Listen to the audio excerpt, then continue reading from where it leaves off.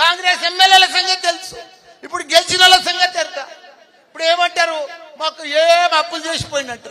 అభివృద్ధి చేసినప్పుడు కాళేశ్వరం ఎవడు కట్టిండు? 46,000 చెరువులు ఇలా మే జూన్లో నిండు కుండ లెక్క ఉంటున్నాయి, గలగలలాడుతున్నాయి. ఎక్కడ చూసినా చేపలు. మన బెస్తోళ్ళు, మన ముదిరాజు సోదరులు పైసలే పైసలు, పైసలే పైసలు. ఇలా కుర్మలకు ఆయనతో గొర్రెలు బంధు, బెస్తోళ్లకు ముదిరాజులకు చేపలు బంధు. ఇక అన్ని బందేగా ఇడికెళ్ళి మీకు ఏది వచ్చేది లేదు. వాళ్ళ మనం కేసీఆర్ గారు ఎన్ని స్కీమ్లు ఇచ్చారో అవన్నీ కూడా వాళ్ళు బంద్ చేసుకుంటూనే ఉంటారు. అరే దమ్ముంది కదా, 4,000 ఇస్తాన్నావు కదా, ఆన్లైన్ లో మనకు ఆ పింఛన్ వస్తలేదా? 2,000 మనం ఇస్తూనే ఉన్నాం. మీరు 200 ఇస్తే ఇప్పుడు 2,000 ఇస్తున్నాం. నువ్వు 4,000 ఇస్తాన్నావు కదా, 4,000 అయ్యి ఆన్లైన్ అయ్యి అప్పు చేసాయి.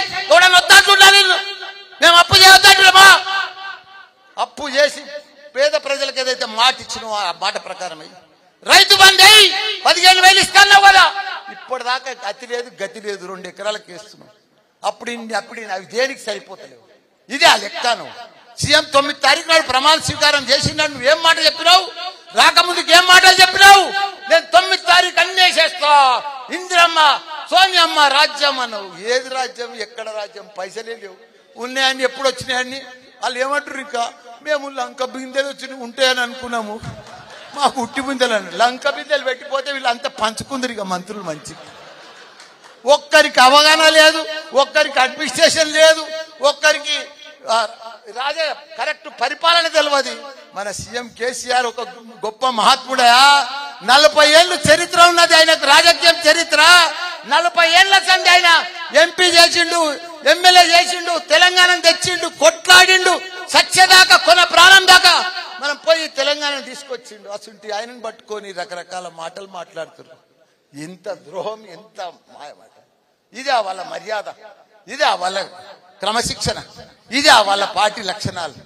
అభివృద్ధి చేసినానే చంపుతారు, అభివృద్ధి చేసినానే బొందబెడతారు. ఎంత ద్రోహం. పైన భగవంతుడు ఉన్నాడు, జల్దీ మిమ్మల్ని బొందబెట్టేటోడు తయారై ఉన్నాడా? మీరు అవన్నీ మాటలు మాట్లాడొద్దు. మీరు ఇచ్చిన గ్యారంటీలు ఇవ్వండి, మేము ప్రజలలో ఉంటాం. తప్పకుండా వాళ్ళ మీద వీళ్ళ మీద కేసులు పెడుతున్నారు, కేసులకు భయపడం.